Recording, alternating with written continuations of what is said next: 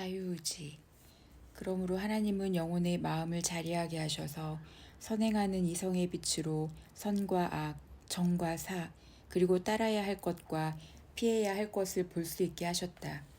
이러한 이유로 철학자들은 이 지시하는 역할을 지도력이라 불렀다. 하나님은 이것에 의지를 결합시키셔서 그 안에 선택이 있게 하셨다. 사람의 처음 상태는 이러한 탁월한 은사들로 뛰어났다. 그의 이성, 지성, 슬기, 판단은 지상 생활을 통치하기에 충분할 뿐만 아니라 그것을 넘어서서 하나님과 영원한 복에까지 이르게끔 한다.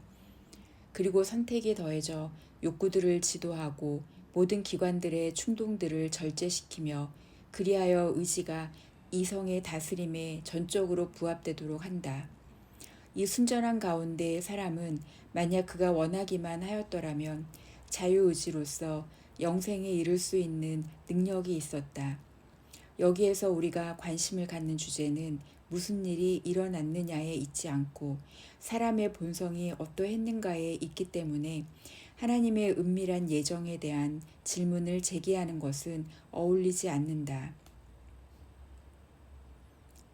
이런 측면에서 아담이 오직 자기 자신의 의지로 넘어졌다는 점을 고려할 때 만약 그가 원했더라면 그는 서 있을 수 있었을 것이다. 그러나 사람이 그토록 쉽게 타락한 것은 그의 의지가 이 부분 저 부분으로 기울어졌으며 견인의 항구성이 부여되지 않았기 때문이었다.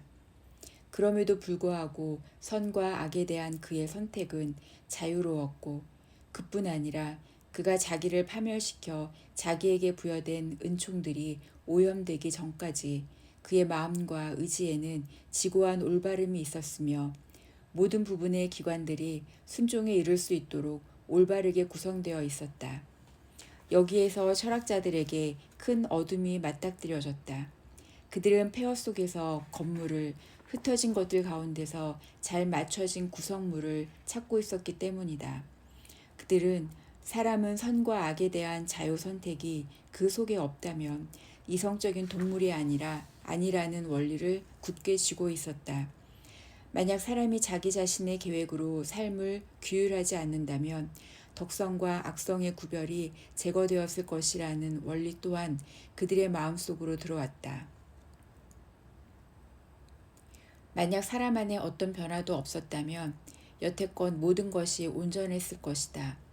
그런데 사람에게는 이 사실이 감춰져 있으므로 그들이 하늘과 땅을 혼동하는 것도 결코 놀랄 일이 아니다.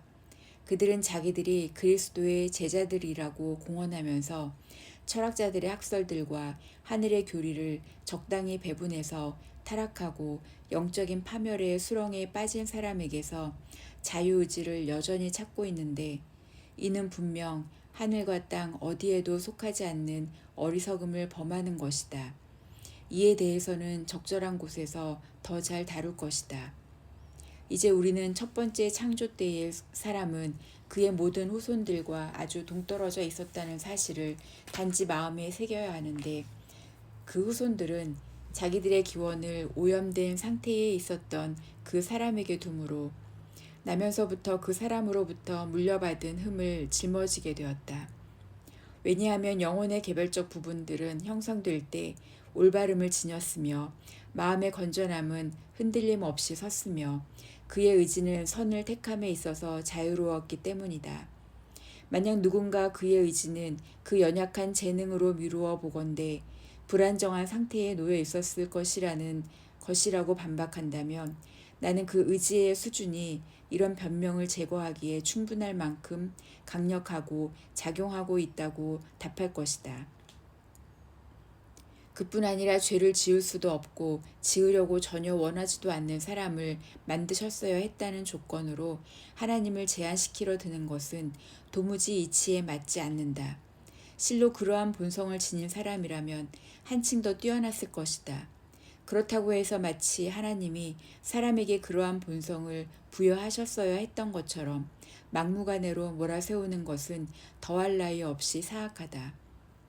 왜냐하면 하나님은 무엇이든지 자기가 원하셨던 것을 주셨으며 자기 자신의 의지 가운데 그렇게 하셨기 때문이다. 그러나 하나님이 견인의 능력으로 사람을 지키지 아니하신 이유는 그의 계획 가운데 숨어 있다. 그러므로 우리는 지혜롭게 행하여 절제에 이르도록 해야 한다.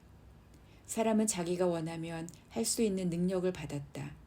그러나 그는 할 수 있는 것을 행하고자 원하지 않았다.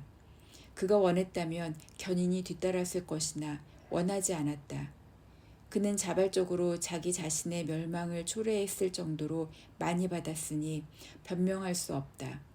참으로 하나님은 사람의 타락으로부터 자기 자신에게 돌려질 영광거리를 이끌어내시려고 사람에게 우유부단할 뿐만 아니라 심지어 넘어지기 쉬운 의지를 주셔야만 했다는 그 어떤 필연성도 부과받지 않으셨다.